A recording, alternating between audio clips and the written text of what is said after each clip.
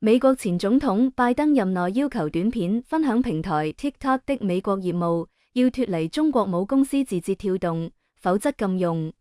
到總統特朗普上任，將有關行政命令暫緩至4月初。當時衍生出被形容為 TikTok 難民的外國人士轉用中國社交平台小紅書，不少內地網民趁機拍攝及上載英語短片，吸引海外用戶注意。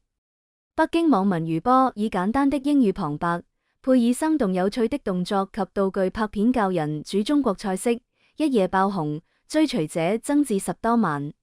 他說，初心是希望更多人了解中國飲食文化，結果打開網上交流大門，他從中了解到外國民情，例如美國因為禽流感，蛋價急升。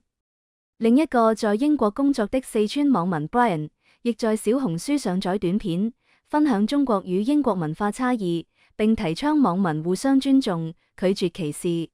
他近期認識了更多當地人，有助擴大朋友圈。